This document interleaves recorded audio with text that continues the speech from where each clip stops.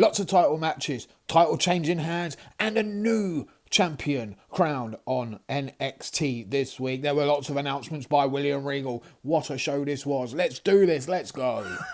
This is great banter. Banter. Banter. Banter. Banter. Banter. The show kicks off with the entire women's locker room on the ramp. William Regal in the ring giving his announcements. Firstly, he announces that while WrestleMania, they can do 2 nights. He says, hold my dear, NXT can do anything you can do, and they can do it just that little bit better. So we are going to get 2 nights of NXT WrestleMania week. Stand and deliver NXT TakeOver. Can't wait to see the card for that. It should be phenomenal.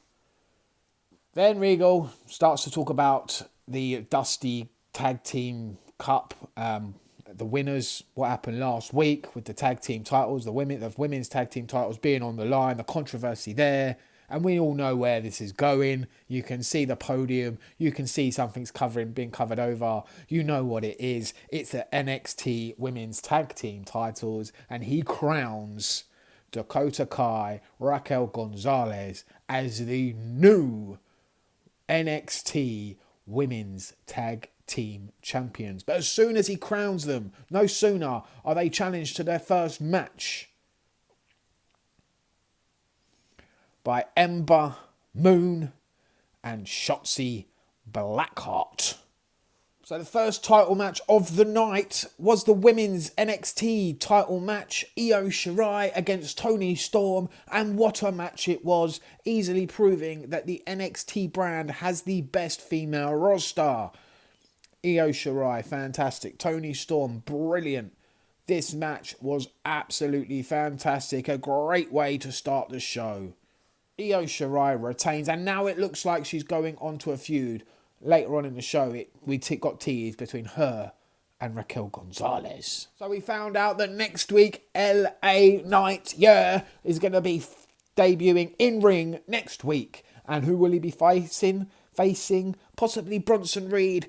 That feud has already kicked off after last week, him interfering in the match. It looks like Bronson Reed wants some payback on LA Knight. Marcel Bartel talked about wanting Timothy Thatcher in the faction of Imperium. I can see it happening at some point. He also said he wouldn't mind having Ciampa as well. I can see, though, Thatcher turning on Ciampa and joining Imperium.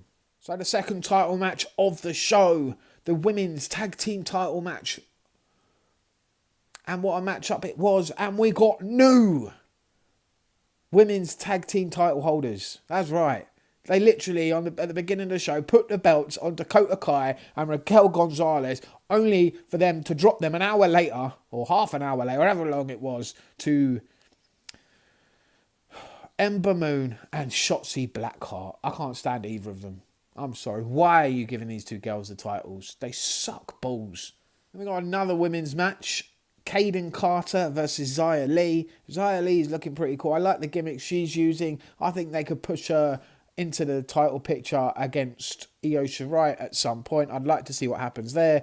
This, though, Xia Li wins by DQ thanks to Casey Catanzaro coming into the ring and hitting her with her crutch. Then it all kicks off from there. Boa gets involved. It's a whole mess. I don't know where they're going with this one. So we found out that Jordan Devlin is coming back to NXT. The Cruiserweight champion wants a match with the other guy who's been walking around calling himself the Cruiserweight champion. This could be quite interesting in the future. Title versus title. Champion versus champion. A unification match needs to happen at some point. We've got Joaquin Wilder, Raul Mendoza against Grizzled Young Veterans. 2 heel tag teams going up against each other. And then we've got interference from MSK, formerly known as the Rascals in Impact Wrestling. I used to love the Rascals in their video packages doing those That 70s spoofs. You know they're not going to be allowed to do that in WWE, which is a shame. Talented guys in the ring. Hopefully they can form and create some sort of interesting character. Breezango attacks as well. Breezango for me, man. They're done out here. They were in the main roster and they've been dropped back down again. They look really good as a team. I mean, why can't they be used? what is wrong with them being used on the main roster compared to the shit tag teams they've got up there at the moment? Come on. And then we had the main event. Finn Balor versus Adam Cole. It was a good title match. But for me, you could have dropped a house on Finn Balor in this match and he still would have kicked out at 2. It was ridiculous the things he was kicking out of in the end. Balor wins the match thanks to distraction from Kyle O'Reilly. After the match, Kyle O'Reilly throws the shittest looking worked punches in the world. They were dreadful, mate. You need to work on that shit. You could see you were not connecting with Adam Cole. Awful. Absolutely basic. Amateurish. It's what it looked like. You're better than that, Kyle. Sort it out, mate. And then I liked the little bit at the end with Finn Balor standing in the ring and he just looks to the side and there is Karrion Kross, the real NXT champion. He wants his title back and I can't wait to see Finn Balor, the bland, boring ass champion that he is, with no character, no charisma, get his ass handed to him. He is so fucking boring. So boring. You're boring. You're boring. You're boring. You're boring. You're boring. You're boring. Step it up. Find something new. You're boring. Anyway, guys, thanks for watching. I'll see you again soon for another review. Good night. You do. Goodbye. Mwah. And good night. Oh my God, it's so great. Bang! Yes!